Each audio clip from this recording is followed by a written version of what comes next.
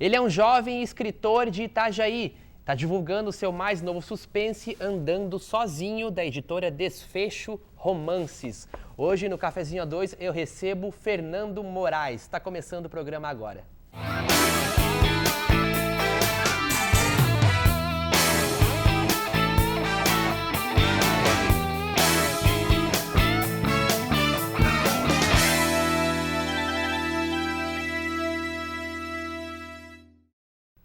Tenho aqui em minhas mãos o livro Andando Sozinho, da editora Desfecho Romances. O livro ficou muito bacana, me chamou muita atenção quando eu li no jornal o tema, porque primeiro que escritor em Itajaí é uma coisa difícil de encontrar, né?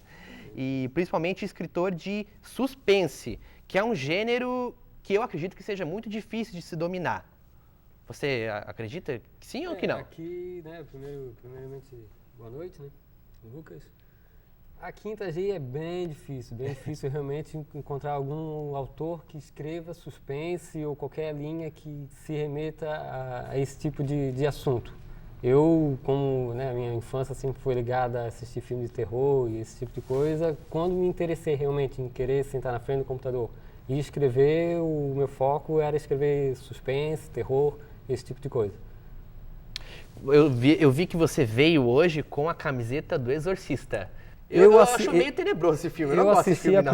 Eu assisti a primeira versão do filme em VHS, né? Eu não sou tão novo assim como posso aparentar. Mas eu também.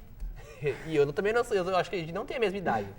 Eu tenho 21. Eu tenho 36. Então, viu? Nem é tão velho assim. A primeira versão do filme eu vi em VHS na casa de um amigo meu. Nunca tinha assistido o filme antes. Aí, acho que uns meses depois, assisti ele no cinema com a versão do diretor, a versão onde que a menina desce da escada. O cinema socado, cheio de gente, aquela galera toda fazendo barulho nas partes engraçadas do filme, até a hora que a menina desce da escada, o pessoal... Silêncio, até depois, no finalzinho do filme, onde que o padre começa a socar a menina, o pessoal começa a festejar de novo. Mas é um filme tenso, um filme que eu gosto pra caramba. Não sou de assistir sozinho, mas gosto pra caramba. Você gosta muito de suspense e terror, isso já está evidente, né? Mas tem outros gêneros também que você transita ou esse é a tua praia mesmo e você quer se focar nisso? E escrever mesmo, assim, é mais a parte do suspense e terror, um pouco de fantasia, tanto que no meu outro livro, a primeira vez que eu publiquei, o primeiro livro publicado, que é Bem-vindo à Escuridão, que é de contos, eu trabalho um pouco mais essa área, tem suspense, terror, um pouco de fantasia, uma parte de fantasia às vezes até um pouco mais emocional, mas o foco está sempre entre o terror e o suspense ali. Você é um grande fã de Exorcista, né? Óbvio, mas tem outro filme assim que você goste mais que Exorcista, que você, meu Deus, esse filme quando eu assisto eu não consigo dormir à noite. Até agora eu estou lendo o livro, eu gosto bastante do Iluminado. Vi a versão do Stanley, que o autor do livro, Stephen King, não gostou.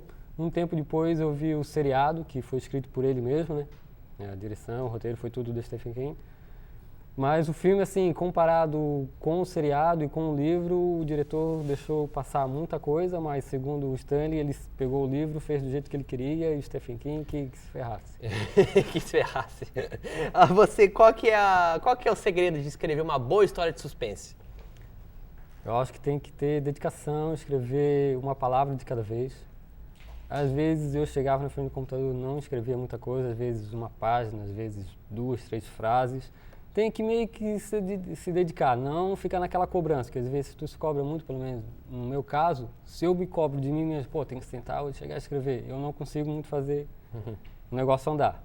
Aí quando eu tô com a ideia na cabeça, se tem um papel por perto eu anoto, aí depois daquilo ali eu chego e jogo em cima da história. Às vezes vem alguma coisa que vai sair lá no capítulo 10, eu ainda estou no capítulo 5. E assim, daí depois eu vou criando a história para chegar naquela parte ali. Aí se eu gostei ou não, aí eu troco ou deixo do jeito que tá. E assim vai indo. Qual que é a tua história mais tenebrosa? É essa aqui? O último livro é o mais tenebroso ou você tem histórias mais sombrias do que essa? Eu tenho, acho que no Bem-vindo à Escuridão tem umas histórias um pouco mais soturnas, assim, uma coisa mais pesada. Mais dark. É. E qual que é a história desse livro aqui? Esse Conte para a gente. Ele está à venda? Sim, ele está à venda na Livraria Catarinense, comigo diretamente. e pelo site da livraria, né? Entendi. E fala do que esse livro aqui? É um romance? Isso, é um romance. O livro eu comecei a escrever um pouco depois do primeiro conto que eu escrevi, que é Bem-vindo à Escuridão, que uns 3 anos, 4 anos depois veio a se tornar o livro, né, de contos. Fiquei um tempo parado, até mostrei o original do Bem-vindo à Escuridão para alguém, né, para algumas pessoas do primeiro conto. E assim, quando é que vai escrever alguma outra coisa? Assim, não sei. Eu não sabia se ia escrever alguma coisa que fosse melhor do que eu já tinha escrito. Aí me veio a ideia da carta, né, onde o Carlos Montenegro, que é o personagem principal, recebe uma carta da namorada dele com a data após dela ter morrido misteriosamente. Ele recebe a carta, vê as iniciais do nome dela, né, Amanda Marcondes, e decide voltar para a cidade, né, 13 anos depois, para saber o que aconteceu e qual foi o motivo da morte dela realmente. Nisso ele reencontra uma velha amiga, Charlene, o pai dela, e depois descobre que o pai dela está envolvido numa seita chamada Dátrios, e ali tudo se desenrola. Qual é a tua inspiração para escrever esse livro aqui? Apesar de eu ler bastante também, eu me foco bastante no que eu vejo de filmes. Assim, porque eu desde pequeno assistia filme, então eu acho que aquilo ali me inspirou a querer escrever. Mas o meu foco, assim, tá em livros e principalmente em filmes. Você se inspira em coisas reais, por exemplo? Já, tanto que tem uma parte até no livro de um caso que aconteceu do personagem ter levado uma pedrada na cabeça, foi uma coisa que aconteceu comigo. Nos contos também do Bem-vindo à Escuridão, eu sempre remeto a alguma coisa que já aconteceu comigo, ou que eu tenho conhecimento. Mas os teus personagens, eles são inspirados...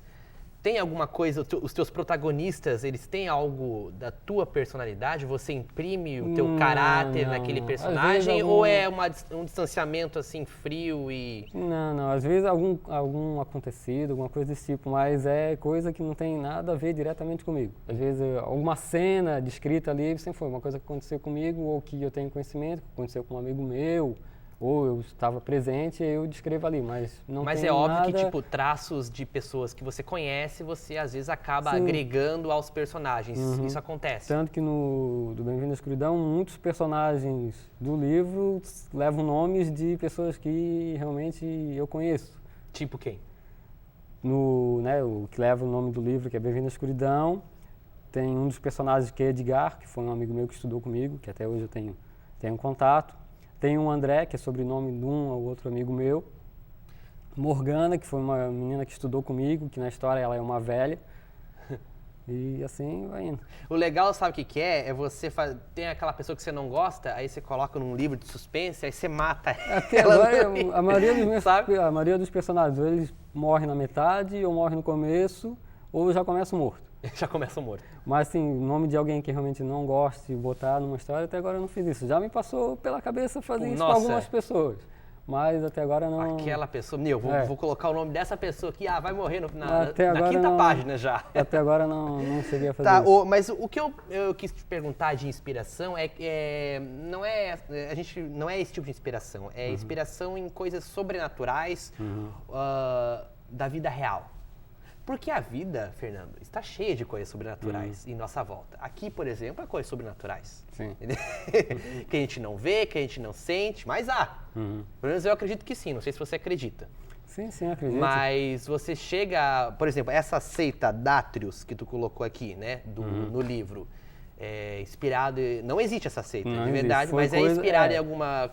coisa que tu já viu? Ou... Não, na verdade não, tanto que até tudo vem da tua imaginação. No que veio o nome Dátrios na minha cabeça, eu cheguei até a procurar, fiz uma pesquisa na internet, tudo para realmente saber se existia alguma coisa referente ao nome.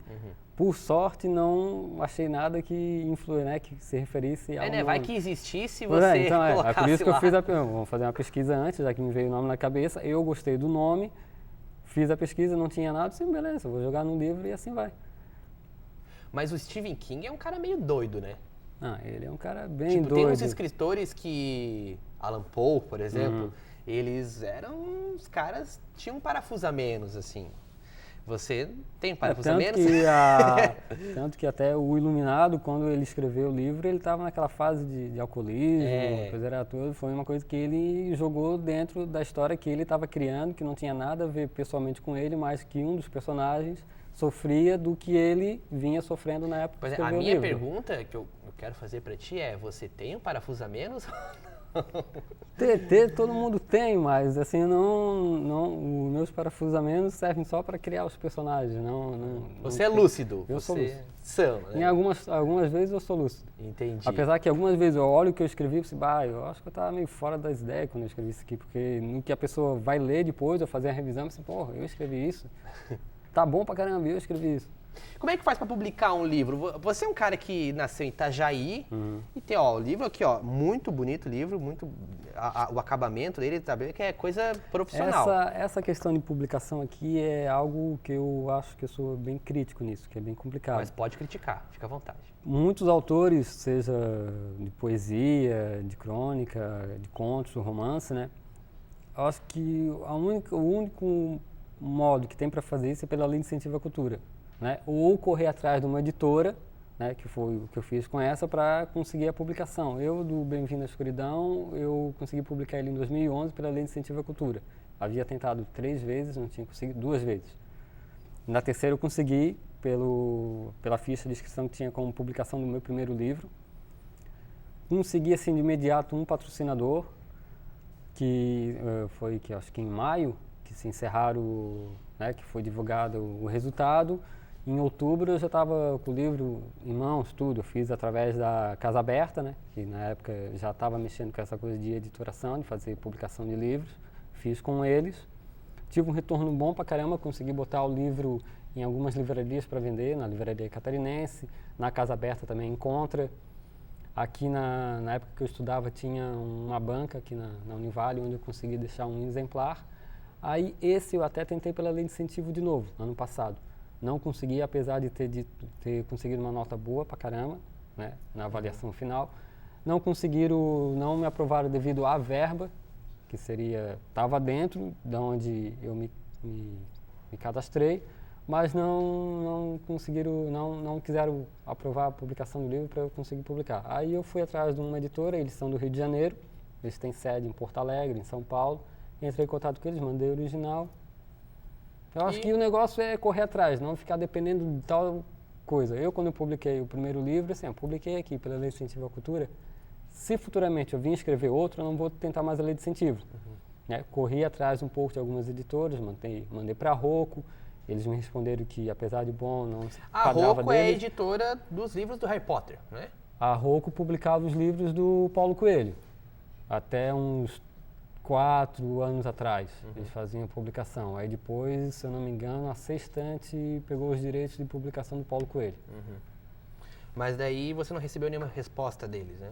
Eu recebi uma resposta negativa. Diz, negativa. Apesar do livro ser bom, não enquadra no que a gente busca publicar. Aí fiquei um tempo parado, assim, fiquei revisando o livro, assim, vou tentar a lei de incentivo de novo, se caso não Mas der. o bom é que você conseguiu, de alguma maneira você conseguiu, eu acho que né? o negócio é correr atrás, não ficar dependendo de um negócio só. É. Eu acho que muito pessoal que trabalha nessa área da cultura, né, reclama porque não tem isso, não tem aquilo. Na verdade tem, é correr atrás e fazer o negócio acontecer. Faça o que você tem que fazer, o que tem que ser feito, né, Claro. Fernando? Ó, a gente está recebendo o Fernando Moraes, ele é escritor, está lançando Andando Sozinho, um suspense da editora Desfecho Romances, um suspense muito legal, vale muito a pena conferir. Ele é aqui de Itajaí. Daqui a pouco a gente volta com mais papo, você não sai daí.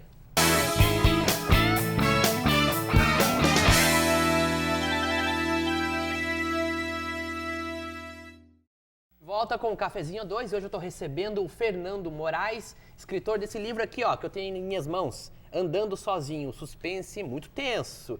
Ele é aqui de Itajaí, a gente está conversando sobre o livro, suspense, filmes de terror. Ele veio aqui com a camiseta do Exorcista, não é? Você gostou da refilmagem? Exorcista, o início, né? Não foi bem uma refilmagem, né? Foi um reboot que chamam. Eu ainda te gosto decepcionou? da versão original. Eu vi, né, a versão original, aí um tempo depois eles lançaram o 2, tem até o 3 ou o 4, eu acho.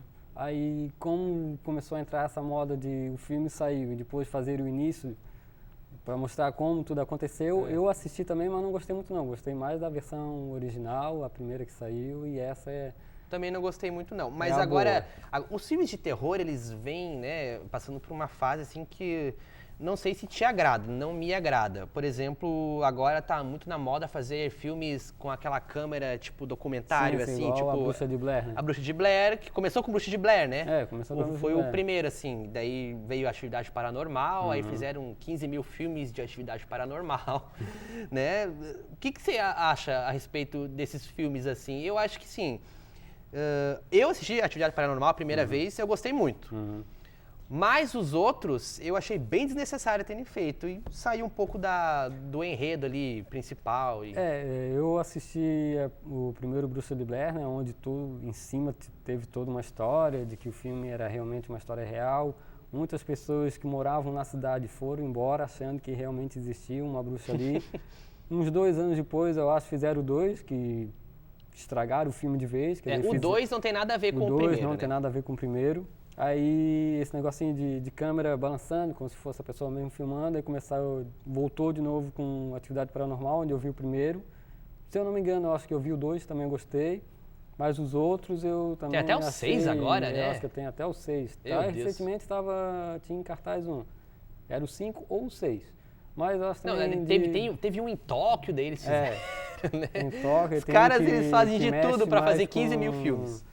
Aí teve um que mexe mais com magia negra, tanto que se passava, eu acho que no México ou no Chile. Aí é coisa que já não... É igual os Jogos Mortais. Acho que fizeram 1, 2, acho que deviam ter parado no 4. Foram até o 7, né? 7. É desnecessário também. Jogos Mortais nunca foi um filme assim que me chamou a atenção. Eu gostei bastante do 1, 2 e 3. Ali, o 4 ainda até foi bom, mas depois também eu acho que já é desnecessário, fizeram para lucrar mesmo. Igual fazem com filmes baseados em cima do livro. Igual que tem Colheita Maldita, que fizeram Colheita Maldita 2 e 3.